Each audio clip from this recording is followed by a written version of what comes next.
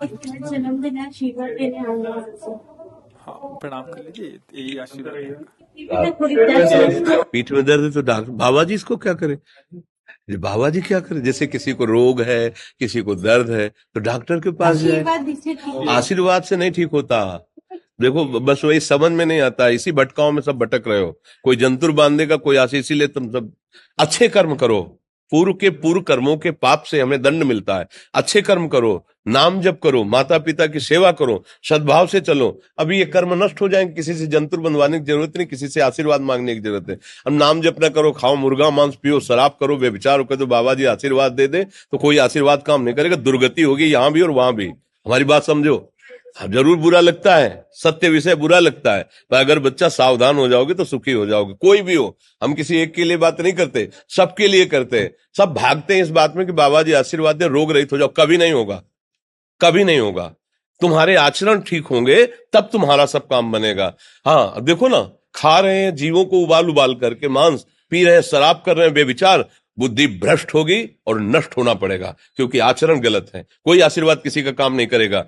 आप अच्छे आचरण करो, माता पिता की सेवा करो, परिवार की सेवा करो, समाज की सेवा करो, नाम जप करो। शरीर में कोई छोटे मोटे कष्ट आवे उनको सह जाओ, आगे चलकर आप देखो कि कैसी उन्नति होती, अच्छा होगा, मंगल होगा। इस ब्रह्म में ना रहना, किसी के आशीर्वाद से कुछ हो जाता है। हम आपको पक्की बात बताते हैं कि आज बाबा के यहाँ गए थे यार, पीठ में दर्द कम हो गया।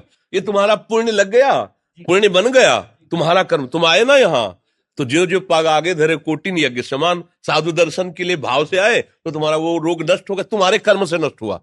तुम सत्कर्म किए ना, उससे कर नष्ट हुआ। बात समझो बच्चा, आप हमारे घर के हो सब। आशीर्वाद देने से हम कई बार कहा कि अगर तुम सुखी हो जाओ तो हम किसी से न मिले, चुपचाप अपने कमरे में बैठे केवल आशीर्वाद देते रहे सबको। लेकिन नहीं सुखी होगे। सुखी होगे तुम अपने कर्म से। को न काहू के सुख दुख कर दाता, और निज कृत कर्म भोग सुन भ्राता। हे भाई, अपने कर्म का भोग ही आपको भोगना पड़ेगा। कोई भी तुम्हारे कर्म को नहीं मिटा सकता, एकमात्र भगवान। एकमात्र भगवान, मेरी बात मान लेना। उनकी शरण में और नाम जप करो, सब ठीक हो जाएगा। तुम्हारे भजन से होगा, तुम्हारे अच्छे आचरण से होगा, तुम्हारी धार्मिक प्रवृत्तियों से होगा।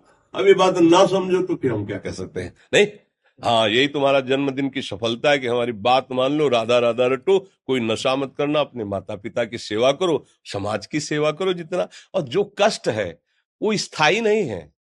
आज विपत्ति आई, कल खत्म हो जाएगी। अभी दिन है, फिर रात आ जाएगा, रात है तो दिन आ जाएगा। ये क्रम चलता रहता है, हमें निराश नहीं होना। सूरवीर योद्धा की तरह हमें जीना है यार, कायर की तरह नहीं जीना है। जी। ठीक है, आप